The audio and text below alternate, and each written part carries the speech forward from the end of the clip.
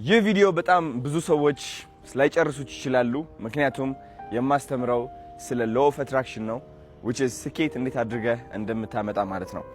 ባይገርማችሁ ጋይስ እኔ የምመኘው ህይወት ነበረ አሁን ደግሞ እያንዳንዱ የምመኛት ህይወት እየኖርኳት ነው which is ድሮ አስታውሳለሁ የድሮ ቤቴ ሆኜ ካናዳ ያለው ቤዝመንት ኖር ነበር which is ከግራውንድ በታች ማለት ነው። ኦኬ ኖርማል ፍሎር አለ አይደል ሰዎች የሚራመዱበት ከሱ በታች የተቆፈረ ቤት የተሰራ ቤት ነበርና አርካሽ ስለሆነ ወደዛ ገብቼ ነበር እና እዛ ቤት ሆኜ በጣም ብዙ ስለራሴና ስለ ዓለም ስለዚህ ህይወት ያወቅኳቸው ሚስጥሮች ነበሩ። አያችሁ ከዛ የተረዳሁት ነገር ምን እንደሆነ ላስረዳችሁ። የተረዳሁት ነገር እንግዲህ እቺ ዓለም በመልፋትና በመፍጋት እንደማትሰራ ነው።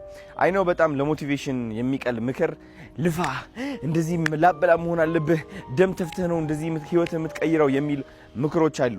ግን በጣም ብዙ የሚለፉ ሰዎች አሉ ገቢያቸው ግን በጣም ዝቅተኛ የሆኑ ሰዎች ደግሞ እነሱ እንደሆኑ ታውቃላችሁ እናንተም ብቻዬም አይደለሁኝም። ኦኬ ሶ መልፋትና መፍጋት ከዛ ደግሞ ማመን አለ ወይ ታምናለህ ወይም ደግሞ ትፈጋለህና ትለፋለህ ደምህን ትተፋለህ ማለት ነው ህይወት የምትፈልገው ህይወት ለማምጣት።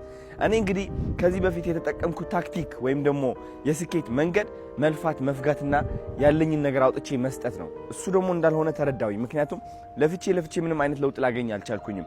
አሁን ባለሁበት ደረጃ አሁን ያለው አዶናይ ሆኜ ሳስበው ግን እኔ ህይወቴ የቀየረልኝ ብዬ ማስበው የlaw of attraction ሚስጥር በመጠቀሜ ነው።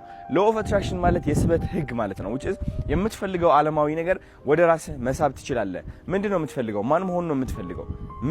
ምን አይነት ስኬት ነው የምትፈልገው? እነዚህ ነገሮችን ካወቅ አምነህ መራመድ ማለት ነው። ችግራችን እኛ ማመን አንችልም ምክንያቱም አስተዳደጋችን ድሃ እንደሆን ይነግረናል። ታሪካችን የተበላሸ ነው ብዙዎቻችን አመጣጣችን የማይጠቅም ነው። አንዳንዶቻችን ተተርበናል አንዳንዶቻችን ተገፍትረናል አንዳንዶቻችን ተተንቀናል ከሰው በታች እንደሆን ተነግሮናል። ሰው እንዴት አድርገን አንደኛ እንደሆን እናምናለን? እንዴት አድርገን ሀብት እንደሚገባን እናምናለን? because አለማመናችን ነው ህይወታችን ተደጋጋሚ ድህነት ውስጥ እንዲቀጥል የሚያደርገው። አለማመናችን ነው ከሰው በታች ሆነን እንድንኖር የሚያደርገን። አለማመናችን ነው ዝቅተኛ ተከፋይ ሆነን እንድንቀጥል የሚያደርገን። እኔ ደግሞ ማመኔን ነው እዚህ ደረጃ ያደረሰኝ because ጋይስ አዶናይን ብታቁት የድሮ አዶናይ ብታቁት በጣም የተበላሸ እምነት ያለው አዶናይ ነበረ። ኦኬ ከሰው በታች ነኝ ብሎ የሚያስብ አዶናይ ነበረ የሚያምን አዶናይ ነበረ። ቆንጆ አይደለሁኝም ሀብት አይገባኝም አንደኛ መሆን አልችልም because እኔ ተማሪ ያለው ደረጃዬ 39 ከ40 እወጣ ነበረ። ስለዚህ ትምህርት ቤት ላይ ከ39 ከ40 ከወጣው that means ህይወት ላይም እንደዛው ሆኜ እቀጥላለሁ የሚል እምነት ነበረኝ። ስለዚህ እምነቴም እየኖርኩት ነበረ በየቀኑ ማለት ነው። እናንተም እምነታችሁ እየኖራችሁት እንደሆነ ማወቅ ይኖርባችኋል። እያንዳንዳችሁ ህይወታችሁ ላይ የሚያጋጥማችሁ ነገር እምነታችሁ እንደሆነ ማወቅ አለባችሁ። ኮፒ ፔስት። ሌላ ደግሞ ከlaw of attraction ወይም ከስበት ህግ የወጣ አንድ ሚስጥር ምንድነው?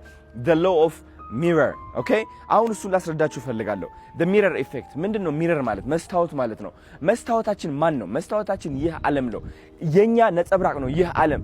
ይህ የምታዩት ዓለም ከውጫቻችሁ ያለው ዓለም የናንተ ቤት የናንተ መኪና ያላችሁ አለባበስ ያላችሁ ሰውነት አይምሯችሁ ውስጥ ነው የሚገኘው እንጂ እዚህ አይደለም የሚገኘው። እናንተ ደካማ የምትሆኑት ይህ ውጫዊው ዓለም ከኔ ውጪ ነው ብላችሁ ካሰባችሁ ይህ ዓለም እናንተን የመቆጣጠር አቅም ያገኛል። ግን ደግሞ አይናችሁ ስትጨፍኑ ይህ ዓለም እንደሚጠፋ ከተገነዘባችሁ that means ይህ ዓለም ከናንተ ውጭ ሳይሆን እናንተ ውስጥ ነው ያለው ማለት ነው። ይህ ማለት ደግሞ አይምሯችሁ ተጠቅማችሁ ይህ ዓለምን መሳል ትችላላችሁ መስታወታችሁን መቀየር ትችላላችሁ ማለት ነው። አይናችሁ ስትጨፍኑ እኮ ማለት ነው ወይም ቶዮታ የማይሆነች ትንጥዬ ርካሽ የሆነች የተበላሸች መኪና እየነዳችሁ ማየት ትችላላችሁ የማየት አቅሙም አላችሁ። ወይም ደግሞ ላምበርጊኒ እየነዳችሁ የማየት አቅሙም አላችሁ። ነገሩ የምርጫ ነው። ኦኬ መምረጥን ነው። እኔ ላምበርጊኒ መንዳት ነው የምፈልገው ግን ችግሩ መምረጥ ብቻ ሳይሆን መጀመሪያ ማመን ይኖርብሃል። ለመምረጥ ይገባኛል ብለህ ማመን ይኖርብሃል። ላምበርጊኒ እነዳለሁ ብለህ ማለት ነው። ካላመንከው አይሆንልህም ነው በቃ ቀላል ነው ሚስጥሩ። ኦኬ ሁሉም የዓለማዊ ስኬት የሚመጣው law of attraction ስንጠቀም ነው law of universe ስንጠቀም ነው ማለት ነው which is በእግዚአብሔር ተገዢ ስንሆን ነው ከእግዚአብሔር ጋር ጥብቅ ስንል ነው። መንፈሳችን ኦሬዲ ሁሌ 24 ሰዓት 7 ቀን ሳያቋርጥ መስራት አለበት ማለት ነው። ከእግዚአብሔር ጋር መሆን አለበት። የዛኔ ከምታስቡት በላይ የምትፈልጉትን ህይወት በቀላሉ ማምጣት ትችላላችሁ ማለት ነው። ኦኬ ገባችሁ? ይሄ በጣም ትልቅ የሆነ ሚስጥር ነው ያካፈልኳችሁ። በጣም ብዙ ታላላቅ ሰዎች ትልቅ ደረጃ ያሉ ሰዎች የተጠቀሙት ሚስጥር ነው ስኬት ለማምጣት ማለት ነው። እናንተ ያያችሁት ስኬት ህይወቴ ውስጥ ደግሞ የት እንደነበርኩኝ ከየት እንደመጣው አሁን የት እንዳለው በምስክርነት በቪዲዮ ቀርጬ አሳይቻችኋለሁ።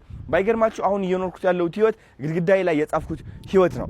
ኦኬ በጣም ብዙ ነገሮች። በቅርቡ ደግሞ አንድ ትልቅ ነገር ያጋጥመኛል። ኦሬዲ በውስጤ እያመንኩትና እየተቀበልኩት ያለሁት ነገር ኦኬ ያ ነገር ደግሞ ጠብቁ እውን እንደሚሆን የዛኔ ምን ብያችሁ ነበር እላችኋለሁ በእርግጠኝነት ማለት ነው። ሶ አዲሱ እምነታችሁ ማራመድ ስትጀምሩ በስበት ህግ which is law of attraction መጠቀም ስትጀምሩ እኔ ይህ ሀብት ይገባኛል፣ ይህ ቁንጅና ይገባኛል፣ ይህ መኪና ነው የምነዳው፣ እዚህ ደረጃ ደርሳለሁ፣ በጣም ታዋቂ ሆናለሁ፣ እሸለማለሁ ምናምን ብላችሁ ማመን ስትጀምሩ እቺ ዓለም የእናንተ ተቃራኒ ለመሆን ትሞክራለች። because መቀየር አትፈልግም። ኦኬ መቀየር አትፈልግም። ይህ ዓለም ሁሌም አንድ አይነት እንዲሆን ነው የሚፈልገው ለእናንተ። ለምን መልፋት አይፈልግማ።